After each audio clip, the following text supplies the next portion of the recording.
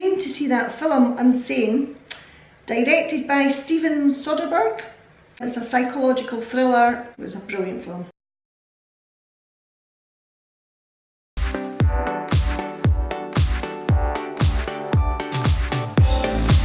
From the script of Jonathan Bernstein and James Greer.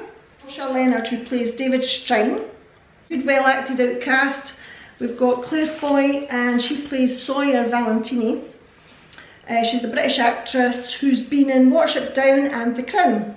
And strangely enough, Matt Damon's actually in this film as well, although he's not really been cast at all. He's only in the film for about 10 minutes, and it was just by chance. I was looking and thinking to myself, is that Matt Damon? Nothing to say that Matt Damon's actually in the film, so he only plays about 5 to 7 minutes in the film as the police officer. The movie begins with Claire Foy, who plays Sawyer, who has been stalked over the last 2 years and moves from her hometown in Boston to come over to Pennsylvania to get a new job and to get away from her stalker. She's been really, really badly stalked. And then as the story begins, she's reliving her stalker. So she's basically seeing her stalker everywhere she goes. And then she ends up going to see a counsellor. She can't live her life properly, so she's actually just, her head's going everywhere. So she basically goes to see a counsellor, and then the counsellor information out of her. I'm sitting on my seat thinking, oh my God, why would you go and see a counsellor? Because the counsellor eventually commits her into a mental institute. Basically has signed her name on a paper and she's been pulled into this institute.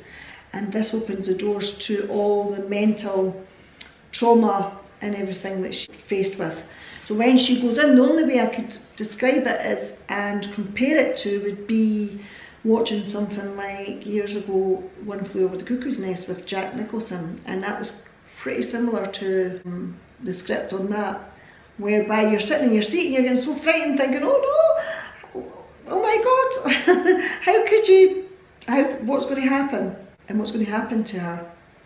And by the medication and everything, she's getting all this medication and she's been forced straight into this hospital just by telling this counsellor who's picked up bits and pieces that she isn't living her life normally and that she's frightened in case she's going to kill herself and all this. So she's been committed into hospital with these people that have mental illnesses, and that's really how the story unfolds. The film opens up a whole lesson to the audience on mental illness. It makes you really aware of what can happen, you know, to happen if you were in that situation. The madness of being stuck in an environment where you were trying to get out would actually make you go crazy anyway. Even if you were sane, you would be completely insane, because she plays a really, really good part in that, where she's screaming and she becomes someone that has got a mental illness. What I really liked about the film was that you're sitting on the end of your seat, because some parts of the film you're actually thinking, is she really insane? Have they doctored up her papers to commit her into that hospital, or is there a reason why she is there? Is she really, does she deserve to be in a mental institute? Because you start to wonder, is the stalker actually there? Because you're still seeing the stalker in the mental institution, so it makes you question, is he definitely the stalker, or is it all in her head, and is she really mental?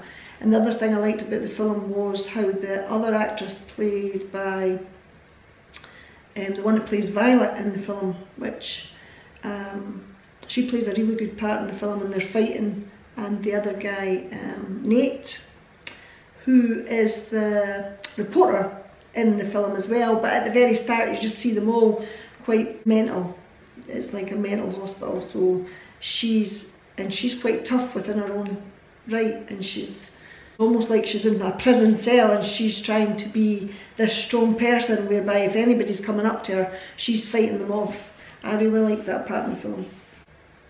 There's some really psychological things that happen in the film that I don't want to give you too much away, because I want you to go and see the film.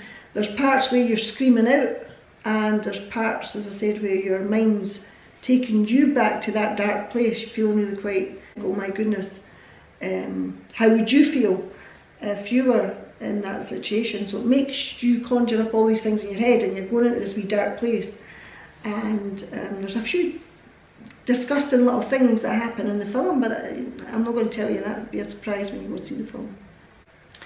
I would give the film about a 4.5, because I didn't realise that the director had shot the film all on his iPhone, so I think really the film deserves a good, actually I would give it a 4.5 for that, because